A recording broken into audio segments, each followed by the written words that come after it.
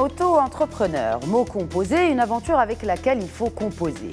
Se mettre à son compte, oui, mais en comptant sur soi. Pour tout aspect de son business, l'auto-entrepreneur se doit d'avoir plusieurs flèches à son arc. Créatif, secrétaire, marketeur, coursier, juriste, bricoleur, comptable. Et on ne compte pas le nombre de tâches qui incombent à quelqu'un qui choisit sa voie, celle de devenir son propre patron. Une nouvelle génération assoiffée d'indépendance qui a plus de mal que ses aïeuls avec la hiérarchie. Une génération nourrie aux success stories carnées avec un smartphone dans les mains. Pour l'État, les 3/4 des objectifs de son régime de l'auto-entrepreneur sont atteints à ce jour. En 3 ans, c'est un réel succès, me direz-vous. Vu sous ce prisme, oui, totalement. Mais alors, combien des 70 000 nouveaux micro-business créés depuis 2015 existent toujours ? Erreur de chargement de réponse. Pourtant, on nous vend que le statut d'entrepreneur est destiné à la création de valeur et celle de l'entreprise. Créer, oui, mais aussi et surtout maintenir en vie. Créer de la valeur, c'est répondre à un besoin du marché ou anticiper une demande, voire même la créer de toutes pièces. Et avant de nous lancer dans une critique du régime en soi, penchons-nous sur la démarche de l'auto-entrepreneuriat au Maroc. D'abord, la culture de créer son entreprise est-elle suffisamment ancrée dans nos mentalités marocaines? Est-elle inculquée dès le plus jeune âge, comme il est de coutume et d'usage, à l'Eldorado entrepreneurial par excellence, les US, les États-Unis d'Amérique? Rien n'est plus fort qu'une idée dont l'heure est arrivée, disait un certain Victor Hugo. Aujourd'hui, mieux vaut une idée moins bonne et faire l'effort de la transformer en une idée rentable qu'une idée innovante et inexploitée. Importer un concept et l'améliorer, en créer un nouveau ou adapter une idée aux spécificités du marché. Le plus important, c'est de concentrer sur la viabilité de l'idée. Sur papier, oui, mais la pratique est tout autre. Me vient alors cette idée. Pourquoi 87% des demandes d'adhésion au régime sont jusque-là validées par la tutelle? Sont-elles pour autant valides? Et puisqu'on y est, pourquoi une activité commerciale, ou pour une activité commerciale en tout cas, ce seuil des 500 000 dirhams de revenus annuels pour coller au statut d'auto-entrepreneur et jouir d'exonération fiscale? N'est-ce pas en soi un frein à l'expansion des petits business naissants et dont la rentabilité est loin d'être un long fleuve tranquille? Le salut est dans le statut, mais pas que. Et le financement alors? Pour qu'une banque vous suive pour un business sur plan, cela relève de la chimère. Alors quand on veut financer une idée innovante de manière tout aussi novatrice, en l'occurrence le crowdfunding, c'est un véritable no man's land au Maroc. Et pour finir, pourquoi même le souverain, dans son discours datant du 20 août dernier, a-t-il appelé à mettre en place des mécanismes pratiques pour améliorer qualitativement les dispositifs incitant les jeunes Marocains à créer de petites et moyennes entreprises dans leur domaine de spécialité? La réponse est peut-être quantitative. Un jeune sur 4 des 15-24 ans n'a pas d'emploi. Alors, faute de n'avoir pu inverser la courbe du chômage, il faudra peut-être concrètement tracer un chemin à nos hommes de demain pour prendre enfin leur destin en main. Place au débat.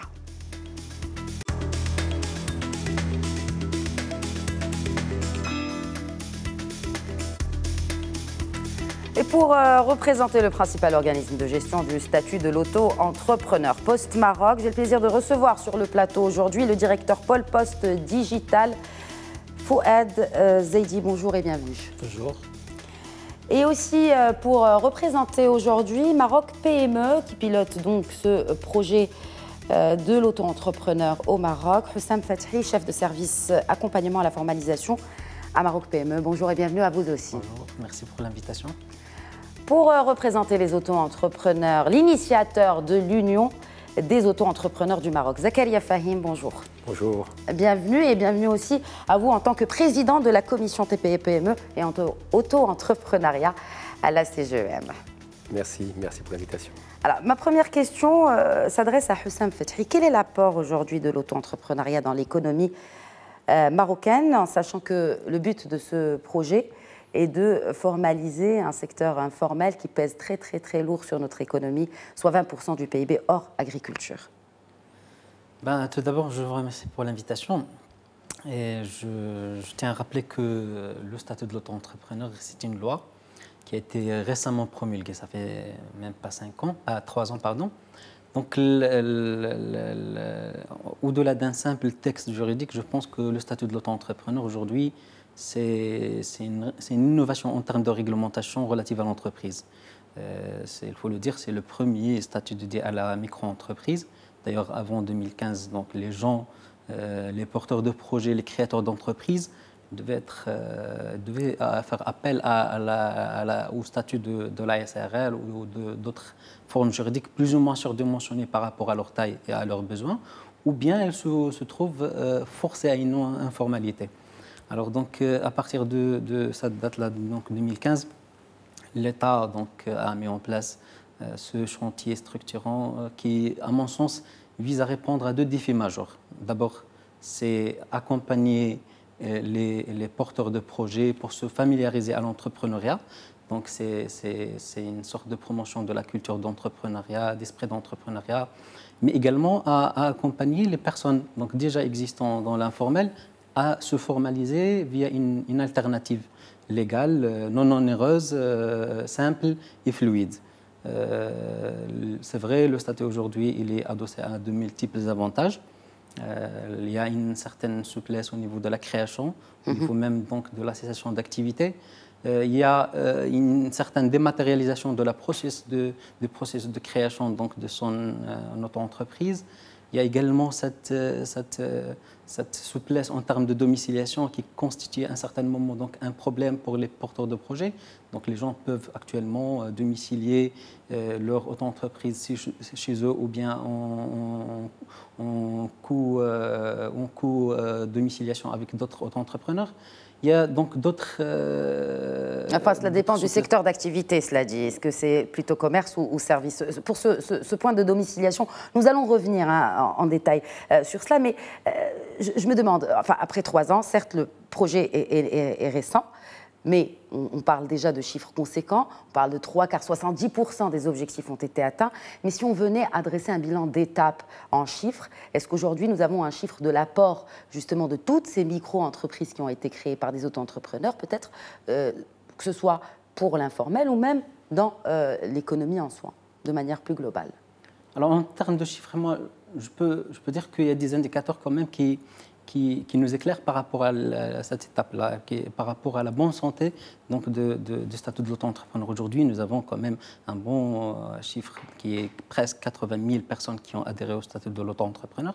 Nous avons aujourd'hui un chiffre, c'est le taux de jeunesse. On a un auto-entrepreneur sur 2 qui a moins de 35 ans. Nous avons également un bon chiffre par rapport à l'adhésion féminine. 33% des auto-entrepreneurs, ce sont des femmes. Un chiffre à la baisse. Parce que les femmes, au début, étaient majoritaires, au lancement, en tout cas. Mais en le comparant par rapport au taux national qui est autour de 10%, c'est quand même intéressant. Très bien. Alors, même question peut-être pour Post Maroc, qui est le principal gestionnaire, on va dire, de ce statut d'auto-entrepreneur. Quels sont les chiffres par secteur, en l'occurrence, et par segment, dont vous disposez à ce jour? Alors, dès que la loi a été promulguée, la loi 114-13, il y avait d'abord une dimension très importante dans cette loi, qui est d'ailleurs nouvelle par rapport aux lois au Maroc, c'est la dimension digitale. Parce que la loi stipule que Berid el Maghreb doit absolument donc, tenir ce registre d'une manière numérique. Et effectivement, c'est ce que nous avons mis en place dès l'année 2015, à savoir une plateforme collaborative qui va permettre à l'ensemble de nos partenaires qui travaillent sur ce statut d'avoir un outil numérique et digital qui leur permettent d'exercer leurs fonctions et leurs attributions par rapport à ce statut unifié sur cette plateforme. Et je pense que c'est l'un des éléments qui nous ont effectivement permis d'aller très rapidement sur la réussite, notamment de l'inscription des auto-entrepreneurs, parce qu'un auto-entrepreneur, il a un guichet unique, il choisit sa banque, et à partir du choix de sa banque, l'ensemble se fait et se réalise dans une seule entité, à savoir au sein de Berid el Maghreb, parce que tout le monde a un accès facile, selon bien sûr son accès, son profil, sur cette plateforme. Donc l'auto-entrepreneur ne voyage pas entre différentes administrations. L'auto-entrepreneur n'est pas appelé à partir vers les différents partenaires qui gèrent ce statut, mais simplement il a un seul guichet unique qui est son agence bancaire. Je pense que là, c'est une dimension qui est maintenant réelle, qui est vraie, que nous avons testé et qui a donné ses fruits et qui est un exemple également pour l'ensemble des nouveaux projets qu'on doit réaliser, bien sûr, au niveau de la vision de la digitalisation de notre économie. Donc je tenais à mettre le point sur cet élément et cette dimension parce qu'il est nécessaire pour le XXIe siècle, pour qu'on puisse améliorer effectivement et rénover notre économie en utilisant les outils technologiques. Maintenant, effectivement, cet apport, ça nous a permis, effectivement, alors tout à l'heure, vous avez posé cette question sur déjà les fruits. Alors, il faut dire une chose très importante, nous avons enregistré plus que presque 50 000 opérations de paiement des impôts. Alors déjà c'est quelque chose de très important, ça veut dire qu'on a commencé à atteindre nos objectifs de faire migrer cette force productive économique de l'informel vers le monde formel, tout en leur appuyant avec tout ce que font nos différents partenaires bancaires dans l'inclusion financière de ces auto-entrepreneurs. L'ensemble des secteurs, notamment du secteur de commerce, le secteur de l'industrie, le secteur de l'artisanat, ils sont présents dans ce statut. Nous avons des personnes effectivement qui appartiennent à l'ensemble de ces secteurs. Avec une prédominance peut-être Après, avec une prédominance de commerce, bien sûr, donc de commerce suivi par la partie service. Très bien. Voilà. Un petit peu moins industriel, qui sont aux environs de 20%. Parfait. Zakaria Fahim, selon votre perspective en tant que représentant finalement des auto-entrepreneurs, non seulement de par votre statut d'initiateur de l'Union pour les auto-entrepreneurs au Maroc, alors votre perception de ces chiffres est-elle positive? Enfin, les chiffres sont certainement positifs, mais votre perception? Donc, juste pour bien préciser, donc, l'Union des auto-entrepreneurs, c'est une initiative où il y a eu un ensemble d'acteurs qui ont considéré qu'en mutualisant aujourd'hui nos forces, on peut être utile aux auto-entrepreneurs. Il y a des initiatives où il y a des auto-entrepreneurs qui, eux, ont créé leur association. Donc, c'est aussi une force de proposition et c'est ce qu'il faut pour challenger. Donc, moi, j'ai eu la chance de travailler sur le dispositif et donc, j'ai trouvé tout naturel de mettre, je dirais, en musique un certain nombre d'acteurs, donc des experts comptables, la FEM, des gens du CJD, donc... et SPOD, pour ne citer que ceux-là. Qui font partie de l'Union. Tout à fait. Donc, vous regroupez un peu toutes les associations. L'idée, c'est ça, c'est d'avoir des acteurs, parce que ce qui manque aujourd'hui à beaucoup d'entrepreneurs, parce qu'on a beaucoup parlé des chiffres. C'est vrai que si on regarde la cible aujourd'hui, on dit que dans l'informel, on est entre 20 et 25, voire 30%. Maintenant, on a remis un peu le monde agricole. C'est quoi 70 000 par rapport au potentiel aujourd'hui de la population? Bon, c'est vrai que le gouvernement a repris un petit peu la barre pour dire on va prendre sur 100 000 et on est en mode pilote. Mais aujourd'hui, on joue encore dans l'arrière-cour. Le vrai sujet aujourd'hui va démarrer certainement demain. Mais ce qui était aussi important, ça a été rappelé par notre ami de la Poste Postale, c'est qu'il fallait tuiler un petit peu donc, les outils. Parce que même quand on parle de digital, ça paraît facile, mais dès qu'on est sur la montée en charge, on peut... par rapport au profil. Donc il y a effectivement maintenant certainement une stabilité, une amélioration de la plateforme, parce qu'il y avait beaucoup de points sur lesquels il y avait des remontées. Donc il y a eu, on va dire, une deuxième version qui permet aujourd'hui de faire, je dirais, des télédéclarations, donc déjà de gagner un peu de temps. Mais je pense qu'on peut encore aller beaucoup plus loin parce que les auto-entrepreneurs n'ont pas le temps d'aller à l'administration. Donc on a déjà échangé avec Omar Faraj pour dire voilà, il faut aujourd'hui accélérer les modes de règlement digitaux, donc par le télépaiement, le mobile paiement. Aujourd'hui, l'Afrique est numéro 1 mondial. Pourtant, c'est juste pour rappeler, je vous interromps avant de parler de l'Afrique, pourtant, pour faire leur déclaration, il est possible de faire sa déclaration sur le site de la DGI. Mais malheureusement, le fait d'avoir cette option de paiement n'est toujours pas disponible sur le site de la DGI. Malheureusement, la DGI n'est pas représentée aujourd'hui sur le plateau d'Éco-Débat. Nous aurions souhaité qu'il soit là, en tout cas. Mais ils sont en train de travailler dessus. Donc, vous disiez pour l'Afrique, n'est-ce pas? Voilà, donc ce que je disais, c'est que nous avons aujourd'hui des vrais leviers. Vous ne trouverez jamais un auto-entrepreneur s'il y a une chose qu'il a sur lui, c'est son mobile. Pourquoi? Parce qu'effectivement, il faut être joignable pour avoir des clients. Bien sûr. Aujourd'hui, on est en train d'élargir un peu le Wi-Fi un peu partout. Donc même quand il n'a pas, parce qu'on on oublie souvent que beaucoup d'auto-entrepreneurs, il a son projet Sagnac, mais il n'a pas toujours le cash. Donc la seule chose dont il ne peut pas aujourd'hui se passer, c'est son mobile. Et je pense qu'on a un gisement aujourd'hui de valeur qu'on n'a pas encore utilisé sur le mobile. Et nous militons aujourd'hui pour que, notamment à travers la commission d'auto-entrepreneurs à la CGM, pour qu'on intègre plus aujourd'hui des outils, ça a été dit, du XXe siècle. Et le mobile aujourd'hui ne peut pas être dans l'équation parce qu'effectivement, il va permettre, et c'est un peu un des enjeux, c'est de donner aujourd'hui une ouverture et un accès beaucoup plus facile sur le marché, donc pour être visible, et puis surtout éviter à un auto-entrepreneur de se déplacer pour faire une déclaration. Parce que déjà, quand vous voulez capter les gens pour faire leur déclaration, c'est bien, mais quand vous leur dites déjà vos revenus sont relativement faibles et il faut prendre, parce que n'oubliez pas que quand vous allez à une administration, c'est peut-être 1 heure de trajet, c'est 1 heure de moins de facturation. Et dès que vous avez raté à la fin du mois, parce que souvent ils sont pris, vous avez les pénalités. Et là, on rentre dans un cercle qui n'est pas vertueux. Et c'est ça, je crois, le vrai challenge que nous avons. C'est déjà, dès qu'il est avec nous, c'est l'accompagner pour qu'il ne regarde pas dans le rétroviseur. Et puis, faciliter tout ce qui peut être facilité. Je pense que là, il y a un boulevard devant nous. Houssam Fethi, vous vouliez peut-être réagir quelques points simplement de précision. Donc, effectivement, cette plateforme qui a été mise en place par Post Maroc permet déjà la télédéclaration. D'ailleurs, donc toute la partie déclaration. Voilà, c'est ce que je disais, mais bon, ceci dit, on ne peut pas payer. Alors, la partie paiement, parce qu'il faut aussi. La digitalisation a toujours des impacts, comme je l'ai toujours dit, des impacts juridiques, des impacts bien sûr sur les process et sur les humains également. Mais la partie juridique aussi c'est important parce que la déclaration, c'est une déclaration qui engage l'auto-entrepreneur. Donc il y avait derrière une signature de sa déclaration. Et cette signature, c'est ce qu'on est en train de travailler effectivement maintenant avec la Direction générale des impôts pour que cette signature devienne une signature électronique, sachant que Barid El Maghreb est déjà un opérateur de tiers de confiance. Ce qui va faciliter énormément, bien sûr, l'interfaçage entre les deux plateformes, la plateforme des auto-entrepreneurs et notre plateforme Barid Design, qui génère les certificats pour que demain, l'auto-entrepreneur peut effectuer totalement ses déclarations d'impôts à partir de chez lui ou à partir de son bureau ou également, d'ailleurs nous sommes en train d'y travailler, à partir de son mobile.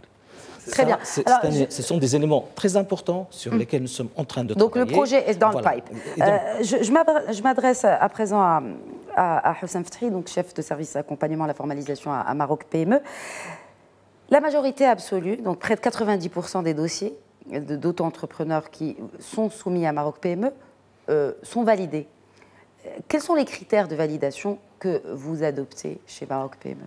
En fait, le processus de traitement des demandes passe par la Direction générale des impôts. C'est-à-dire que la personne, elle fait la demande d'inscription via le portail qui est géré par Post Maroc, mais normalement, c'est les collègues des impôts qui valident. En fait, la validation de la demande se fait selon 2 critères. D'abord, il faut que l'activité soit éligible. Nous avons déjà réglé le problème, donc il y a une liste d'activités éligibles. Même donc, la Direction générale des impôts a émis une 2e liste qui exclut certaines activités donc, de bénéficier du statut. Le 2e critère, c'est qu'il faut que la domiciliation soit que la personne ne soit pas déjà identifiée fiscalement. C'est-à-dire qu'il n'a pas, par exemple, un autre statut ou un autre domicile utilisé pour le compte. Normalement, à date d'aujourd'hui, on est presque à 95 000 demandes d'inscription, ce qui montre que quand même, donc, il y a beaucoup de demandes qui ont été rejetées pour les 2 causes. Alors, je voulais juste mettre l'accent sur un volet très intéressant dans la promotion du statut de l'auto-entrepreneur. Il faut dire qu'aujourd'hui, c'est un nouvel agent économique. Donc, nous avons, je dis nous avons parce que dans le comité national de l'auto-entrepreneur, il y a la présidence qui est assurée par le ministère de l'Industrie, le secrétariat par Maroc PME, mais il y a tous les parties prenantes de l'écosystème de l'auto-entrepreneur. Nous avons adopté une démarche de communication de proximité, ce qui a donné ses fruits. D'où les caravanes, peut-être, c'est Je dis les caravanes, je dis le porte-à-porte, je dis face-to-face, ce qui a quand même nous a permis à écouter les auto-entrepreneurs. Écouter les auto-entrepreneurs, ça nous a permis par la suite d'émettre des propositions d'amélioration. Aujourd'hui, le statut qui a commencé en 2015, ce n'est pas le même.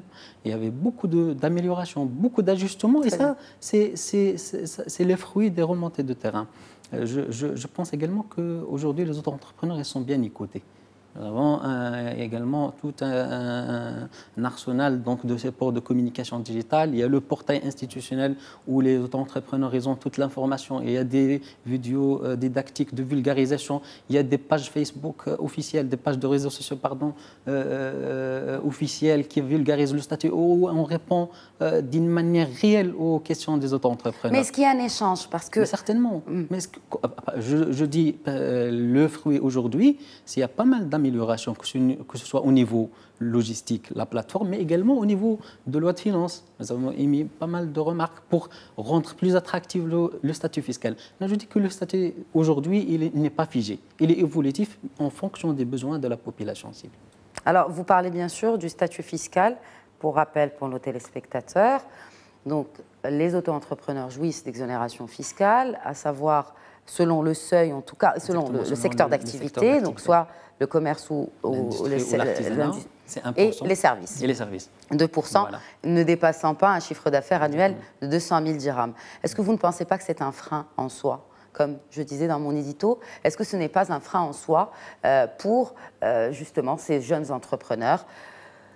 Est-ce que le fait de basculer vers une SARL pour peu que le chiffre d'affaires dépasse ces seuils implique d'autres frais et notamment d'autres impôts à payer ? Je pense qu'il faut voir l'autre revers de la médaille parce qu'aujourd'hui, le statut de l'auto-entrepreneur, c'est un pack.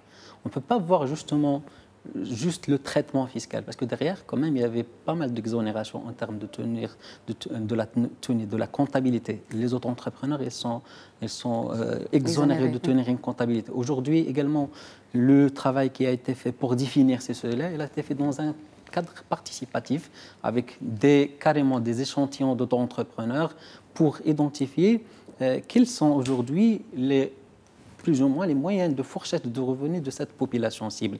Il ne faut pas oublier que ce sont des personnes individuelles.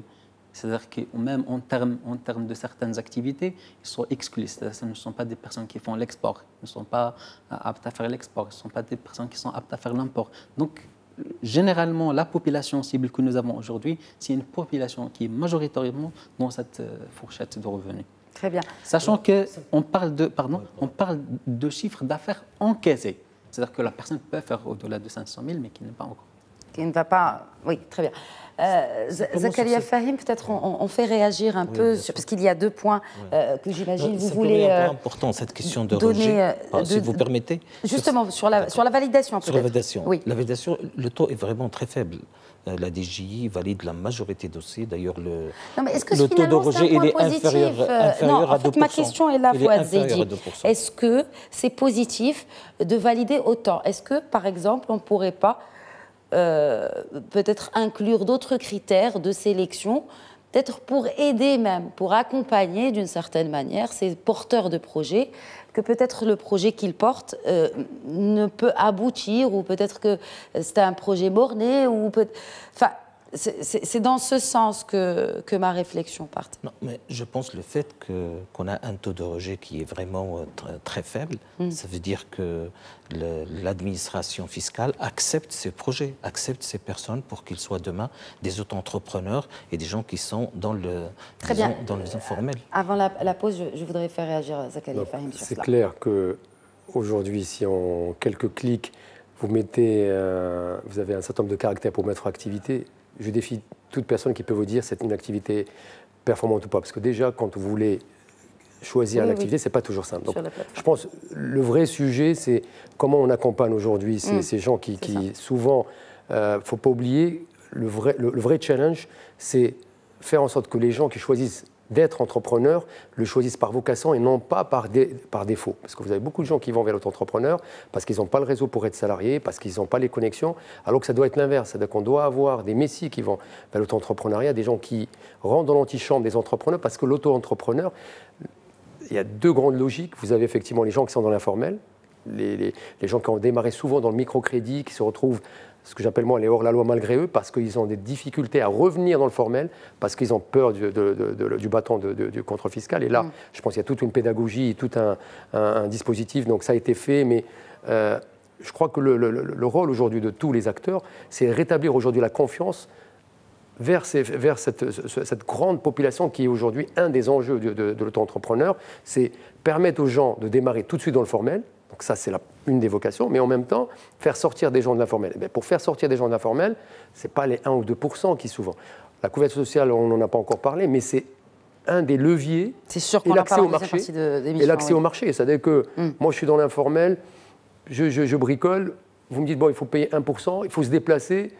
Il dit, attendez les gars, donc quand vous allez regarder... Qu'est-ce que j'y gagne finalement? En plus, et quand vous regardez la population, vous avez presque plus de 50%, c'est le Grand Casablanca et Rabat. C'est-à-dire que vous allez retrouver Rabat et Kenitra. C'est-à-dire qu'on voit qu'ailleurs, c'est un peu le désert, c'est-à-dire qu'il faut peut-être plus d'accompagnement. C'est-à-dire que nous, aujourd'hui, en tant qu'acteurs, il faut qu'on soit beaucoup plus visible, qu'aujourd'hui, avec Maroc PME, qu'on travaille sur cette dynamique. Il y a un vrai challenge, c'est...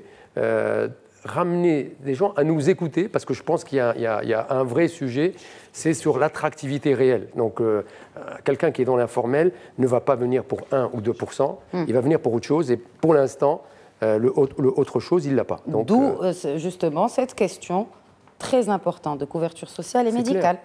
Moi, je reste convaincu que un des sujets, parce que j'ai parlé tout à l'heure du mobile paiement, dans les propositions... Quand le projet a été initié, moi je crois beaucoup au mobile paiement avec un système de retenue à la source en amont. Parce qu'il ne faut pas oublier aujourd'hui, on a l'impression que quand on parle d'auto-entrepreneur, c'est vrai qu'on parle de 200 000, 500 000 de revenus, mais vous avez des gens, c'est chaque mois, chaque jour suffit sa peine. C'est-à-dire que parfois quand vous dites, bah voilà, vous allez payer 300, 500 dirhams, 1000 dirhams de couverture sociale par an. Quand il arrive à la cotisation, c'est le jour J, il n'a pas les 1000 dirhams ou il n'a pas les 500, parfois il ne peut pas cotiser. Et donc, ce que nous proposons aujourd'hui, c'est d'utiliser le mobile paiement avec un système de retenue à la source pour qu'à la fin du mois, à la fin de l'année, s'il doit cotiser, les 1000 dirhams, il les a déjà positionnés. Et je rappelle une chose, autour de cette table, il y a beaucoup qui sont salariés. Ceux qui paient les impôts, qui ne savent même pas qu'ils paient les impôts, c'est les salariés. Parce que le système de retenue à la source nous a tellement bien éduqués qu'on raisonne honnête. Et je crois que cette population fragile, qui n'est pas habituée, on lui dit, toi, tu es passé de le bénéfice égal le chiffre d'affaires égal à bénéfice, maintenant on va te remettre en pleine mer sans éducation. Un peu comme le système récemment adopté en France. Voilà, messieurs, de nous copier. Exactement. Je vous propose de finir en tout cas cette discussion, de continuer le débat juste après cette pause. Merci de rester avec moi tout de suite. Bienvenue à ceux qui nous rejoignent. Vous regardez Éco-Débat sur Média TV, consacré ce soir à la thématique de l'auto-entrepreneuriat au Maroc. Juste avant la pause, Zakaria Fahim, qui représente l'Union des entrepreneurs du Maroc, évoquait cet aspect très très important de la couverture sociale et médicale, mais aussi cette distribution régionale des auto-entrepreneurs au Maroc. Je fais réagir mes deux autres invités. Tout d'abord, Fouad Zaidi de Post Maroc. Alors, en ce qui concerne la distribution, si on peut l'appeler comme cela, géographique des entrepreneurs, est-ce que finalement c'est à l'image d'autres secteurs au Maroc, à savoir une concentration sur l'axe Casablanca-Rabat, comme le citait Zakaria Fahim, donc plus de la moitié en tout cas, ou près de la moitié qui est concentrée vers cette région? Alors effectivement, cette distribution elle est complètement corrélée à notre économie et à l'architecture de notre économie nationale. Effectivement, sur la région de Rabat, par exemple, la région de Casa d'abord, on y a presque à 30% d'inscrits auto-entrepreneurs, suivi par la région de Rabat vers 15%. Et puis nous avons aussi la région du Nord, la région de Tanger, qui est aux environs de 14%. C'est une évolution pour cette région de Tanger? Oui, c'est une très bonne évolution d'ailleurs sur cette région. Ça veut dire qu'effectivement, également cette région, les auto-entrepreneurs s'inscrivent et je pense aussi que c'est le résultat de toute la promotion qui a été faite par Maroc PME et par également nos partenaires bancaires qui ont de plus en plus sont en train de lancer des promotions pour ces auto-entrepreneurs dans le cadre de l'inclusion financière. Avant de me tourner vers justement Maroc PME, Hussam Fethi qui la représente aujourd'hui, est-ce que Post Maroc aujourd'hui alloue des financements aux auto-entrepreneurs, Fouad Zaidi? Alors, Post Maroc, il faut comprendre l'attribution de Post Maroc. Post Maroc, ici, c'est un opérateur de service. Notre rôle, c'est de mettre à niveau cette plateforme digitale pour qu'il puisse répondre à l'ensemble des besoins des partenaires et des acteurs qui travaillent sur le statut de l'auto-entrepreneur. Et c'est à nos partenaires, notamment la banque, Al-Barid Bank le fait bien sûr dans sa mission, mais également les autres banques sont en train de travailler pour financer les auto-entrepreneurs dans leur activité. Et vous avez des chiffres sur cela? Non, parce que ce sont des chiffres qui appartiennent à chaque banque. Filiale. Okay. Je peux vous assurer que la plateforme, sur ce niveau, on n'a pas d'informations qui remontent des différents partenaires. Alors, juste peut-être pour compléter, il y aura certainement, parce qu'il ne faut pas oublier, très souvent les auto-entrepreneurs n'ont pas de vraies garanties à donner aux banques. Donc les banques ne suivent pas. Tout naturellement, donc, sur ce type de projet, sont souvent très frileux.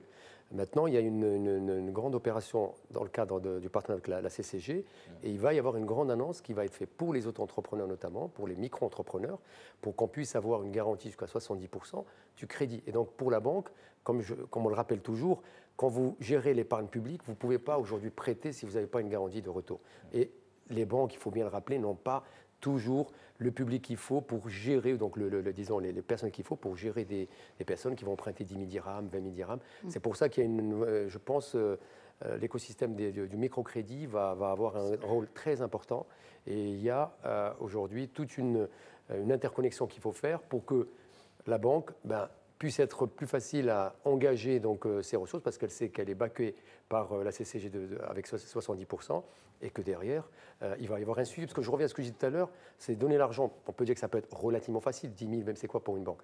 Mais après, il faut qu'on s'assure que ça va bien être utilisé. Et l'avantage du microcrédit, c'est qu'ils savent gérer ça. Les crédits, enfin, je veux dire, il y a une étude qui est faite, même pour accompagner des entreprises. Je veux dire, les études sont faites au sein même des banques ou de crédits de bureau, si vous voulez, pour s'assurer, en tout cas, de la pérennité du projet qui leur est présenté. Pourquoi ce ne serait pas le cas pour l'auto-entrepreneur? Parce que les auto-entrepreneurs, il faut le rappeler, une grande majorité n'a pas la matière première avec les bilans, ils n'ont pas de référentiel pour les banques. Puis vous avez ceux qui ressortent de l'informel. Vous avez juste la tête, est-ce que sa tête passe ou pas? Donc il faut partir de l'idée que la confiance. C'est la tête du client. Non, c'est la confiance. Ça veut dire que vous n'avez pas de référentiel, donc c'est tout à fait normal qu'une banque, quand elle n'a pas de référentiel, et c'est pour ça que les organisations comme nous devons arriver avec cette capacité d'accompagner, de servir de tiers de confiance pour dire voilà cette personne. Et c'est là où je pense les associations de microcrédit. Pour cela, Zakaria Fahim. Enfin, dans d'autres pays, on se base sur des données personnelles, les paiements de factures de téléphone, d'électricité ou d'eau. On est dans la culture du cash. Vous savez que la personne, elle prend son virement aujourd'hui, elle va au guichet, elle sort l'argent pour payer. Donc on a une grande difficulté. Donc on a accès à ces données, finalement. Non, mais ça va être très compliqué parce que les gens payent beaucoup par le cash. C'est-à-dire que même quand vous le payez par virement, il va sortir son argent et payer toutes ses transactions par cash. Donc vous avez très peu de gens qui payent sur Internet. Et c'est toujours les mêmes. C'est la catégorie des 5-10%, la classe A qui paye sur Internet. Non, je parlais vraiment de paiement de facture, tout simplement. C'est que, tout simplement, pour se dire simple, c'est est-ce qu'on est viable? Est-ce que cette personne paye ses factures à temps? C'est-à-dire, c'est en ayant accès à des bases de données de distributeurs d'électricité ou de téléphone et autres, pour voir justement est-ce que cette personne mais là, la légalité aujourd'hui, c'est qu'on n'a pas la possibilité aujourd'hui d'aller... c'est-à-dire qu'on n'a pas encore une capacité d'intégration de ces bases de données pour aller chercher. Ce n'est pas légal. Parce que là, aujourd'hui, c'est le respect de l'information. Maintenant, effectivement, le crédit bureau donc, qui permet de voir les incidents, un certain nombre de choses, mais ces gens-là, ils étaient déjà en dehors des radars. Bon, je pense que maintenant, il faut rétablir déjà la confiance, parce que c'est déjà, on leur dit, venez, on va...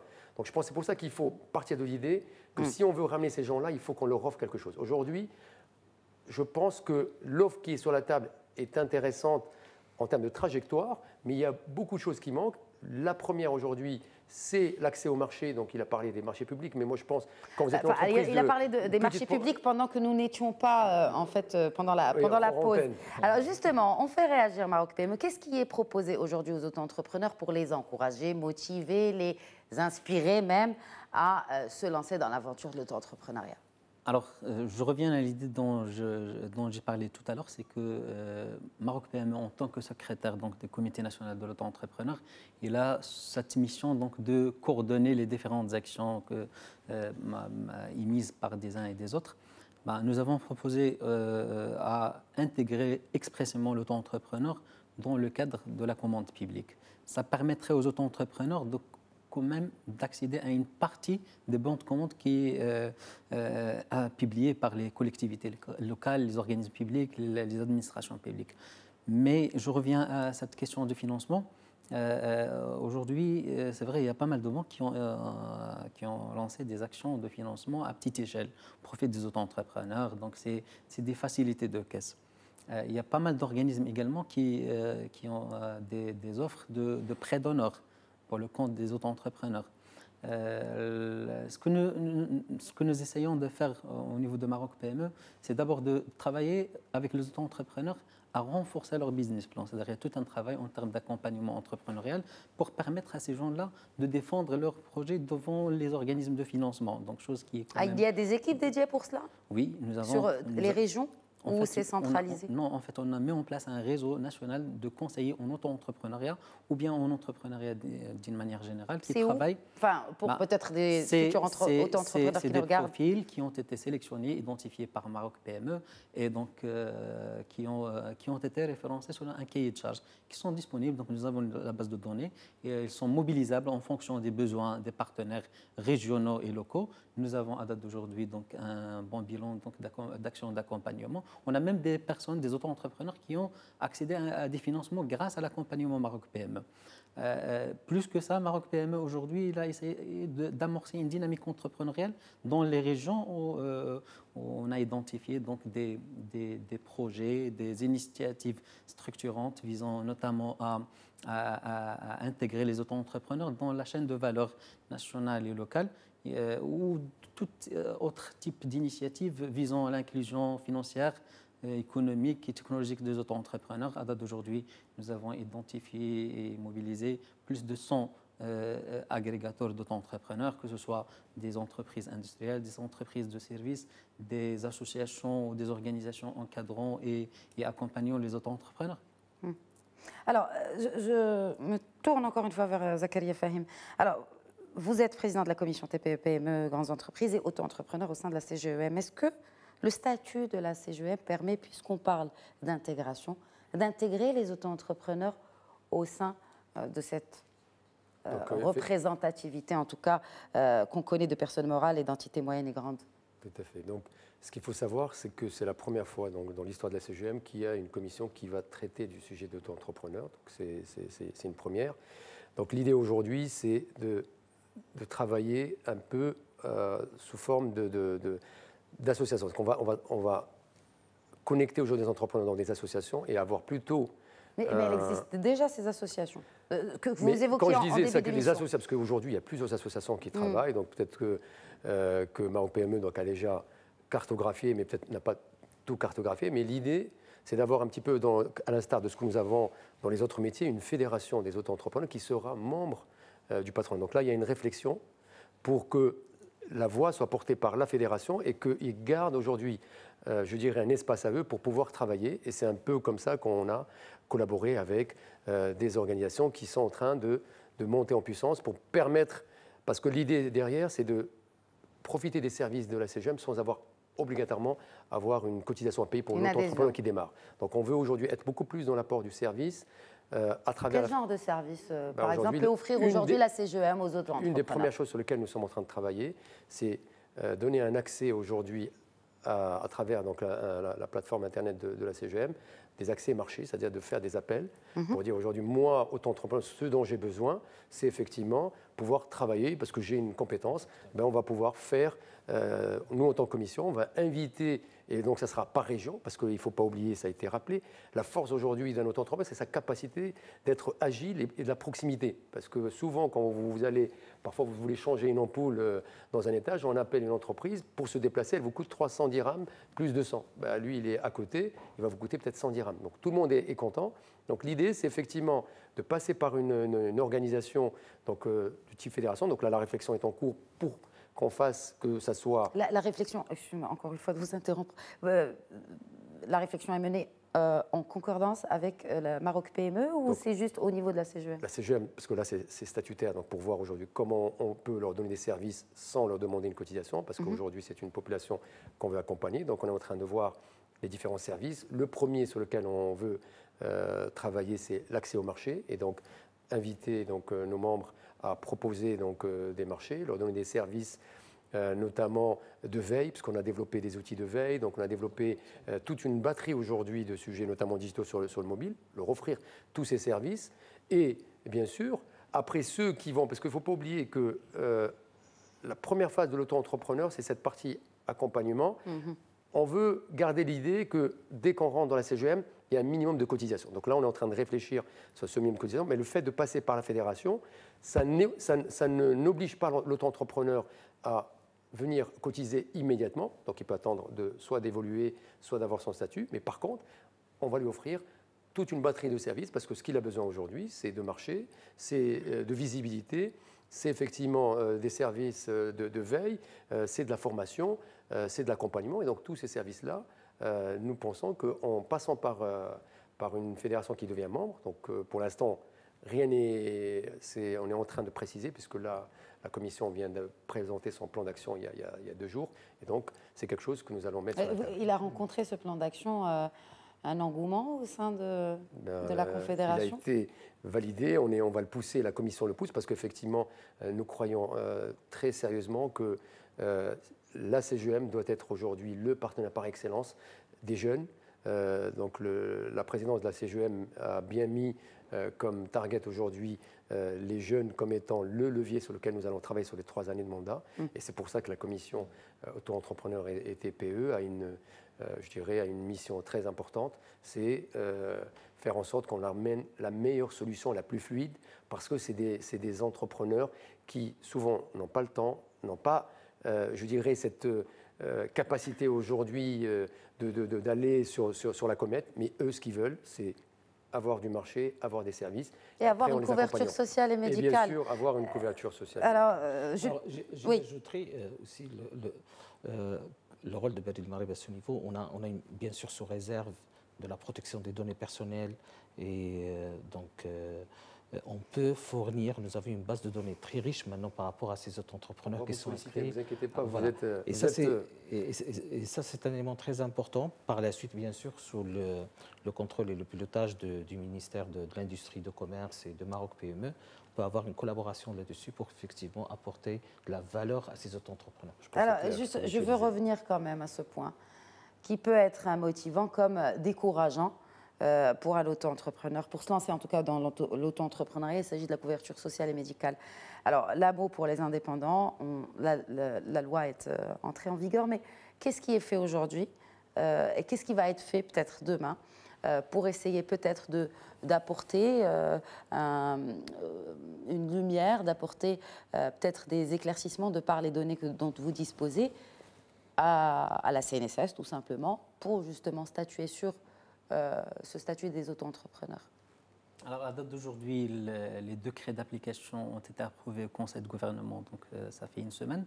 Nous connaissons à date d'aujourd'hui donc les taux de cotisation à la CNSS, que ce soit pour l'AMO, que ce soit pour la retraite. Peut-être le travail reste à faire, c'est de définir les fourchettes ou les fourchettes de revenus des auto-entrepreneurs. Donc, ils seront dans quelle catégorie? Moi, je dis que aujourd'hui, c'est un avantage pour les auto-entrepreneurs. Un nouvel agent économique qui a été créé en 2015 vient de se rattraper et prendre le train chemin faisant. Parce que quand même, il y a des métiers et des professions qui attendent depuis l'indépendance. Donc ça d'une part. D'autre part, je pense également que le stock actuel, on parle de 78 000 auto-entrepreneurs qui ont opté pour le statut tel qu'il est, c'est-à-dire même s'il n'y a pas encore la couverture sociale. Certainement, il y aura tout un travail donc, avec les collègues de la CNSS. Ça a été soulevé lors de la dernière réunion des comités nationaux de l'auto-entrepreneur en novembre dernier. Monsieur le ministre de l'Industrie était clair par rapport à cette question. Il a insisté sur le fait que la couverture sociale c'est le premier levier d'intégration de l'informel au Maroc. Donc, elle a demandé que le processus soit accéléré davantage. Alors, je voudrais juste revenir sur ce chiffre, encore une fois, sur les 70 000 créations de statut d'auto-entrepreneur. Est-ce que vous disposez en tout cas de mécanismes de suivi? Est-ce que ces auto-entrepreneurs sont-ils actifs? Génèrent-ils des revenus? Combien? Y en a-t-il qui ont tout simplement échoué, qui existent peut-être sur le papier mais pas dans la réalité? Est-ce que vous disposez de moyens de savoir? Alors, à date d'aujourd'hui, peut-être le seul moyen par lequel on peut juger l'activité ou l'inactivité des auto-entrepreneurs, c'est les déclarations, à date d'aujourd'hui. Par contre, il y a tout un travail à faire en termes donc d'enquête par rapport la situation actuelle. Donc, nous comptons quand même donc, de faire le suivi via la plateforme et via les conseillers que nous mobilisons. Donc, il y a tout un travail d'enquête de satisfaction pour voir notamment quelles sont les améliorations à apporter. Alors, l'égalité des chances. On l'a remarqué selon les chiffres qui sont publics. Le tiers des inscrits aujourd'hui au statut d'auto-entrepreneur sont des femmes. Un commentaire, Fouad Zaidi, par rapport à cette proportion, sachant qu'au démarrage de ce régime, les femmes étaient majoritaires, et puis on voit que la courbe est un peu descendante Oui, sur ce point. effectivement, nous avons vécu au cours de l'année 2016, on avait un taux de genre féminin qui était à un certain moment même supérieur à celui des hommes. Mais je pense par la suite, il y a eu vraiment donc, un appétit économique à ces auto-entrepreneurs et en fin de compte, on est de plus en plus, on s'approche vers une corrélation par rapport à la réalité économique au niveau de la distribution entre les hommes et les femmes. Alors, je voudrais juste terminer, parce que on ne fait pas que, bien sûr, de critiquer, on fait de la critique constructive et, bien sûr, des recommandations. C'est ainsi que nous clôturerons ce débat. Et je commence par Zakaria Fahim. Je pense que le plus important, c'est ne pas perdre en tête que ces auto-entrepreneurs, s'ils ont choisi d'être, donc déjà ceux qui sont dans le pipe, il faut leur donner de l'air. C'est-à-dire les laisser travailler, faciliter un peu le cadre et qu'on enlève tout ce qui est aujourd'hui digitalisé au maximum. Donc le télépaiement, le mobile, je pense pour moi c'est quelque chose d'important. La couverture sociale, effectivement, on l'a donnée à la CNSS qui avait une vocation de gérer les salariés, mais on a ouvert son spectre, donc là on va voir un peu cette montée en charge. Et puis je pense qu'aujourd'hui, il faut pas oublier comme on a fait aujourd'hui pour la mutuelle, voir comment intégrer aussi le privé, parce que je pense que souvent le privé il est beaucoup plus agile pour accompagner notamment sur la couverture sociale, et je crois qu'il faut faire sauter aujourd'hui les tabous et qu'un privé, s'il est performant et il arrive aujourd'hui à faire, pourquoi pas, parce que le temps presse. 70 000, quand on parle de 20 ou 30% de notre population qui aujourd'hui n'a pas de couverture. Quand vous voyez des gens qui disent « moi je travaille, je voudrais bien avoir une couverture sociale, mais je ne veux pas prendre le remède, je suis quelqu'un qui est capable de payer, j'ai rien ». Donc bien sûr, depuis l'indépendance, on a accompagné des gens à travailler, il n'y avait pas le cadre, ils sont restés dans l'informel. Aujourd'hui, comment les sortir? Et c'est là où il faut avoir de l'innovation aujourd'hui, c'est comment accompagner ces gens à sortir de l'informel et accélérer le mouvement, parce qu'effectivement, le temps presse. Je me tourne vers Houssam Fethi, donc représentant de Maroc PME. Quelle est la prochaine étape maintenant? Je pense que le plus urgent aujourd'hui, c'est de boucler ce travail que nous avons amorcé, ça fait 3 ans. Et c'est le moment donc d'affiner cette offre de valeur qui est l'auto-entrepreneur. Peut-être aujourd'hui, la question de la jeunesse, elle est érigée en priorité nationale. Sa Majesté le Roi, comme vous l'aviez signalé tout à l'heure, donc a presque consacré son discours dernier, son dernier discours à la question de la jeunesse au Maroc. Je pense qu'aujourd'hui, nous avons besoin de faire de la communication de réussite autour du statut de l'auto-entrepreneur, de se rapprocher au maximum aux jeunes, de parler leur langage, de les accompagner vers la réussite. De leur donner la parole et de les booster. Oui, certainement, parce que c'est eux les PME et les grandes entreprises de demain. Alors, quels sont vous, justement, parce que vous évoquez ce point, quels sont selon vous, Fouad Zaidi, les mécanismes à déclencher sur le court terme pour activer ce statut de l'entrepreneur qui est salvateur finalement pour cette jeunesse marocaine? Premièrement, c'est vers une digitalisation davantage. Effectivement, je suis tout à fait d'accord avec mon ami Zakaria Fahmi, sur cette possibilité de mettre à la disposition de nos auto-entrepreneurs un outil complètement digital, de bout en bout. Et nous sommes en train de travailler au niveau de Postmark avec l'ensemble, bien sûr, de nos partenaires pour qu'on réussisse cette tâche. Je pense que ça, c'est le premier, disons, objectif à court terme.